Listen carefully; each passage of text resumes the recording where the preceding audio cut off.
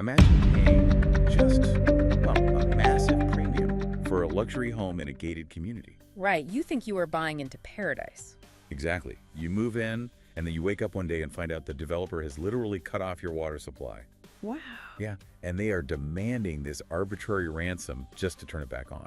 That is just wild. It is. Now imagine that same raw power dynamic, where a tiny group of people violently pulls the levers of control without any oversight at all.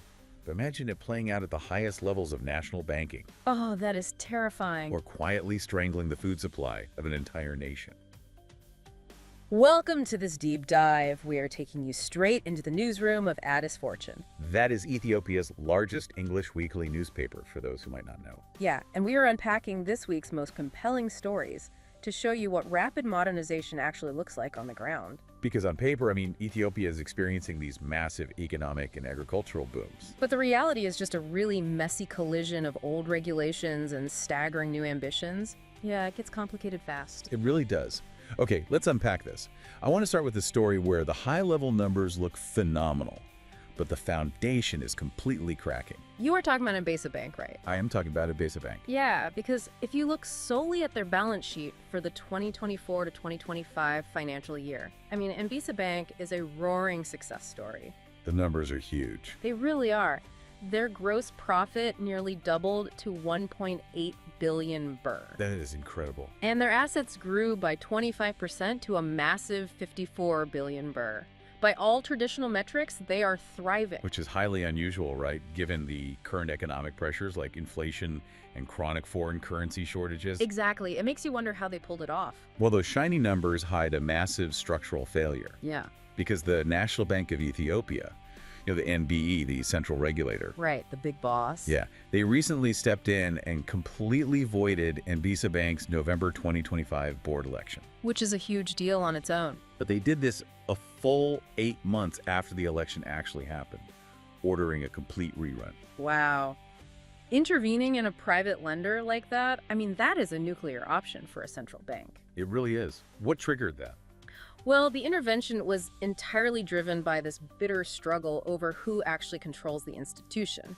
You have two warring camps inside the bank. Okay, lay them out for me. So, one group is led by Aklilu Gebrselassie. He is the ousted vice chairperson. Got it.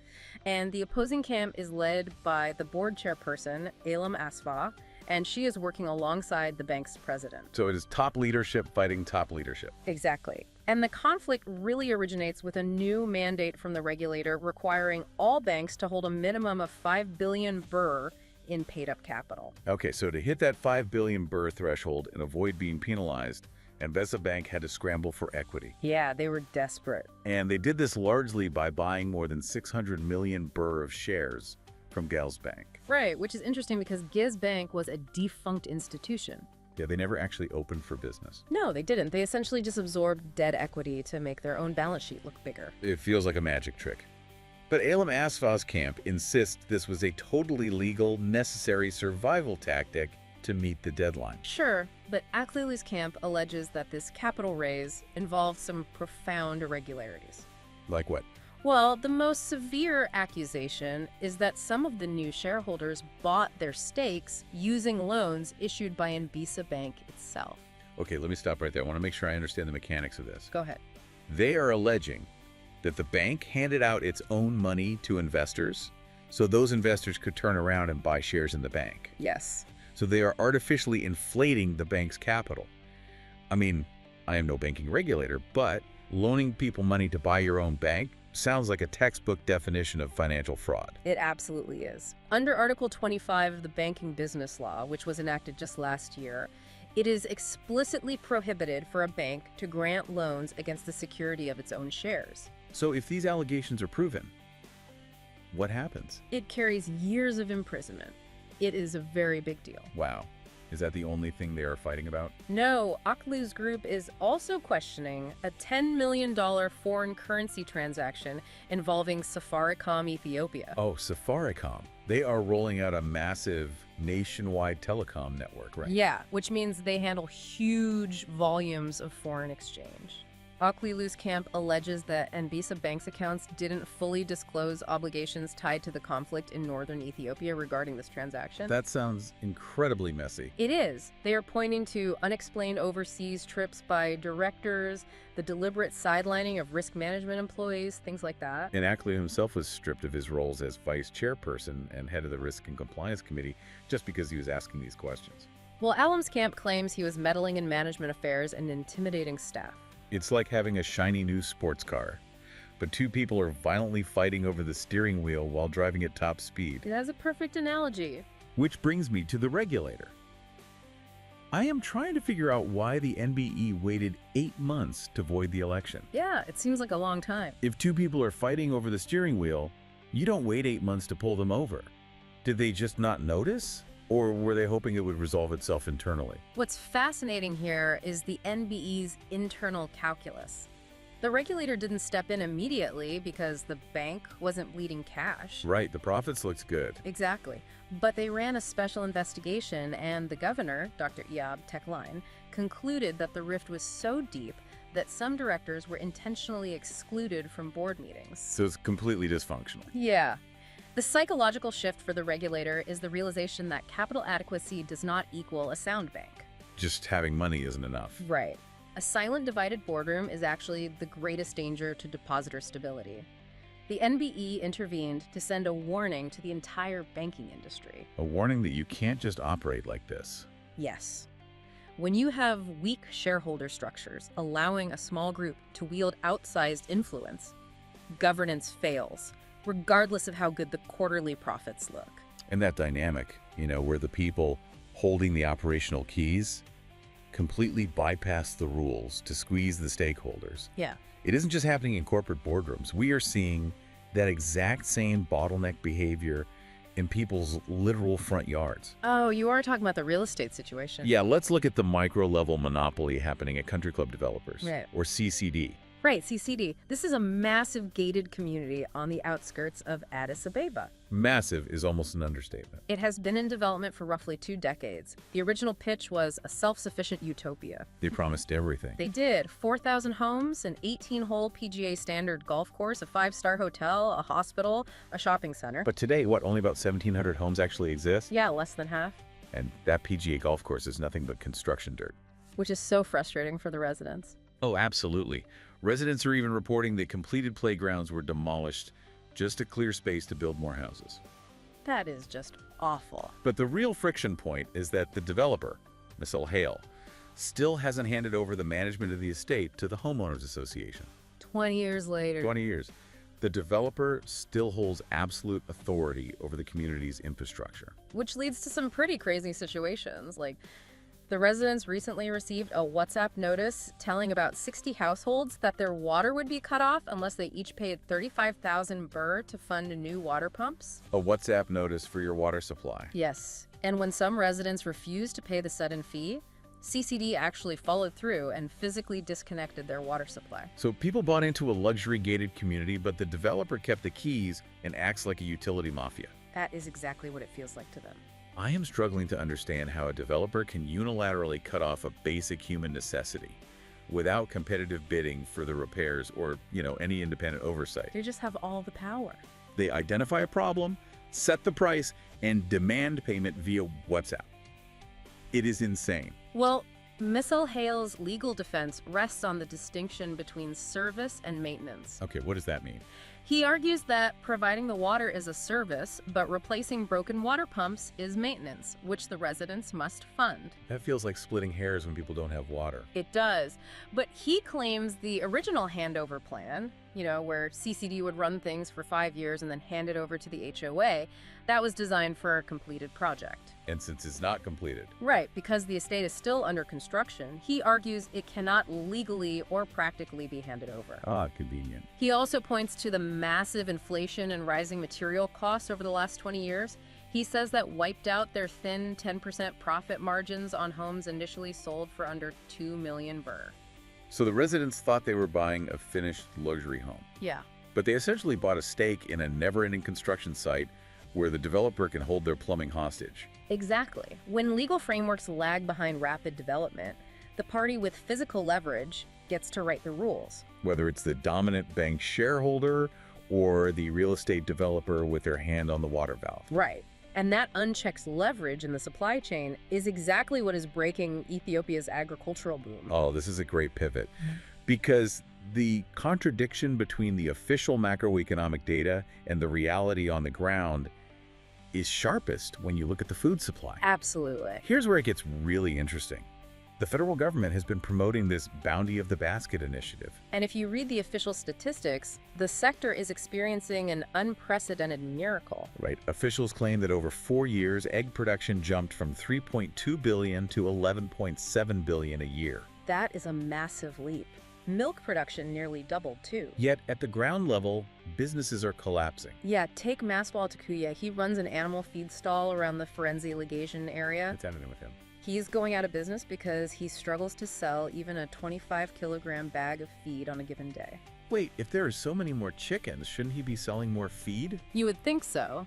But the foundational input for this entire agricultural boom poultry feed has become so expensive that it now accounts for 80 to 90% of the cost of poultry production. That is unsustainable.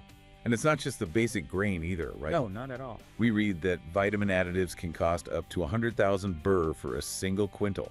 Yeah, which, for context, is a 100-kilogram measurement. So you are paying astronomical prices just to keep the birds alive. I want to trace why this is happening.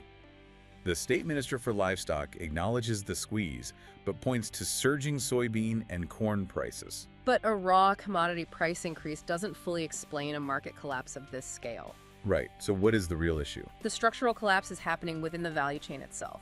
Researchers analyzing the livestock sector have found that the chain connecting the farm to the market can be split into 7 or 8 different layers. 7 or 8 layers for chicken feed. Yeah. Consider a critical feed component, like corn. It might leave the farm gate priced between 2,000 and 3,000 birr a quintal. Okay, that seems reasonable. But then it goes to a rural collector. The collector sells it to a truck driver. The driver takes it to a regional hub. Oh no. From the hub, it goes to an urban processor, then to a regional distributor, and finally to a local feed stall like Mastawal's. By the time it clears that gauntlet of middlemen, the price reaches nearly 8,800 birr. Yeah. That is a 300% markup driven almost entirely by intermediaries just, taking their cut. Exactly.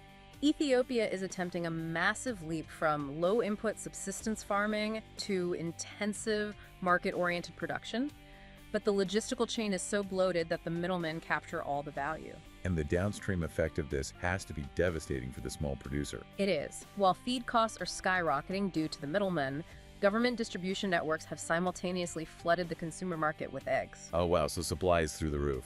Right. The wholesale price of eggs has plummeted to about 17 birr. Small farmers are caught in a vice. Their operating costs are at record highs, while their revenue is intentionally depressed by government market flooding. Exactly. It's like the government threw a massive, lavish party, claimed it was a huge success to all the guests, but left the independent caterers totally bankrupt because they couldn't even cover the cost of the ingredients. That is spot on. And that risk of a core industry collapsing because the foundational layer is neglected is exactly what's threatening Ethiopia's biggest export. Coffee. Yeah. The exact same bottleneck behavior is quietly rotting the foundation of the coffee industry. Which is crazy because the headline numbers for coffee are incredible. They really are. I mean, in July 2026, the Ethiopian Coffee and Tea Authority, the ECTA, they announced that export earnings for the fiscal year hit a record $3 billion. That is a staggering amount of money. But beneath that $3 billion triumph is a ticking time bomb. Yeah, nearly 80% of Ethiopia's coffee trees are between 70 and 100 years old. That is incredibly old for a commercial crop. It is. Because of their extreme age, these trees are only yielding about 0.88 tons a hectare, which is severely below the national policy target of 2.1 tons. So they're barely producing compared to what they should be. Exactly. So the ECTA is urgently trying to establish a coffee fund. This is a rehabilitation fund, right? Yeah, designed to pool reserves as insurance against global price drops. But its primary mission is to finance the massive uprooting and replanting of these ancient trees. Which sounds simple, just plant new trees.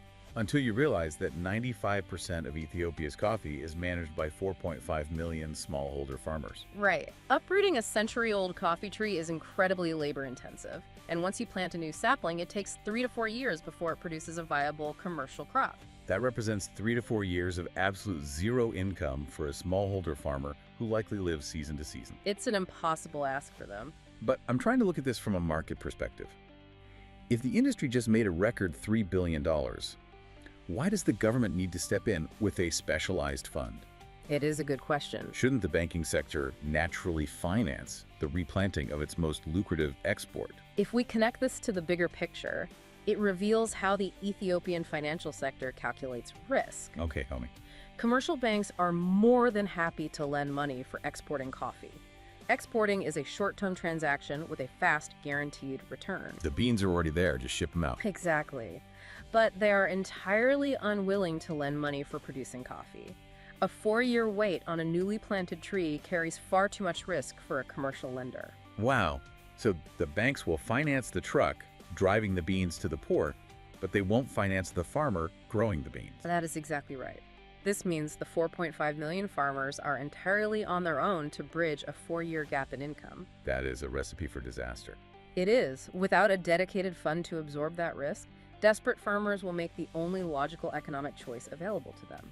Which is what? They won't wait for new coffee to grow. They will rip out the ancient coffee trees and plant fast-growing, highly lucrative cash crops like cot or eucalyptus. Oh, because they can get paid right away. Yes.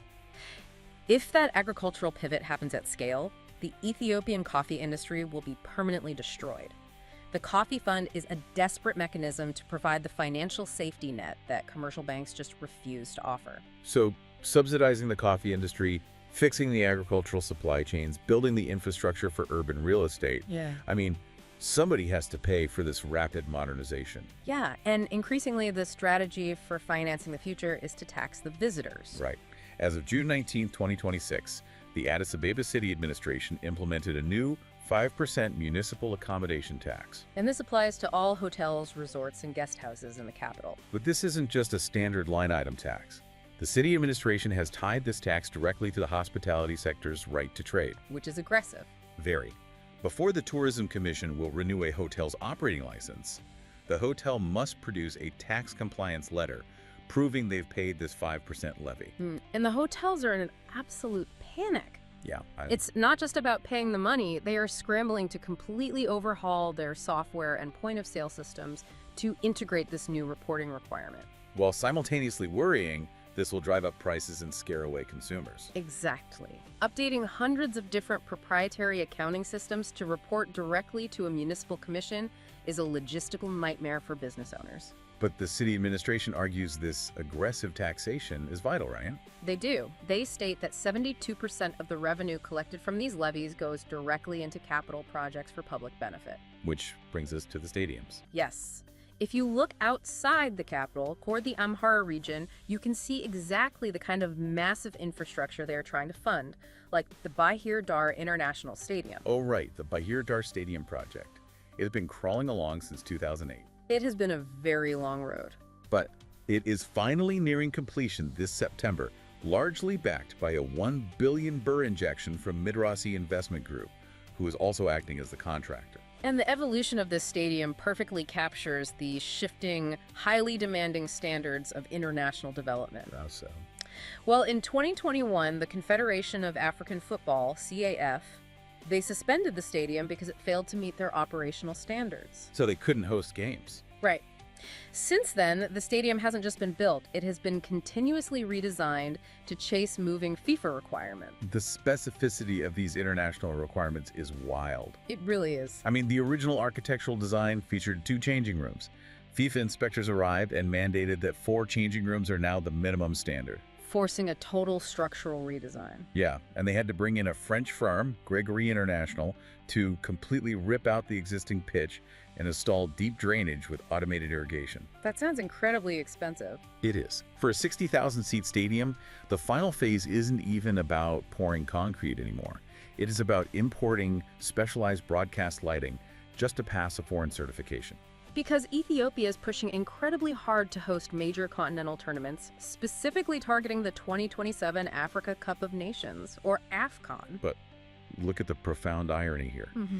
It's a massive chicken and egg scenario. Yeah. The government is implementing strict 5% hotel taxes in Addis Ababa, risking the stability of the current hospitality sector just to fund world-class infrastructure like Bahir Dar. Right. They are taxing current real-world tourists to the point of breaking, just to fund an imaginary future hospitality sector mandated by FIFA inspectors. It is quite the gambit. If you make it too expensive to visit now, those major tournaments might just choose another country entirely. And this tension highlights a permanent shift in how Ethiopia must manage its growth. The era of simply pouring concrete to demonstrate political progress is over. It's a whole new game. It is. Modern development is entirely about passing rigorous international certifications and sustaining the operations long term. You can't just build it and leave. Exactly. Financial experts are signaling that the government can no longer just build a stadium and walk away. They will increasingly have to rely on public-private partnerships, or PPPs. To handle the complex stuff? Yeah, the daily facility management, security, and specialized maintenance of these massive structures. So what does this all mean? We've covered a lot of ground today from the pages of Addis Fortune. We really have. Whether you are an investor watching the central bank void elections, a hotel manager overhauling your software for a new municipal tax, or just someone trying to understand how emerging markets actually function, this deep dive reveals a singular truth. And what is that? Rapid economic growth is never a straight upward line.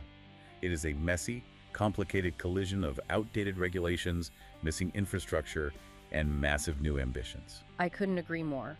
Across every single story we explored today, a distinct pattern emerges. Break it down for us. From the 7 layers of middlemen artificially inflating the price of chicken feed, to the real estate developer holding a community's water supply hostage, to the banking shareholders bending the rules to control the boardroom. It's all connected. It is.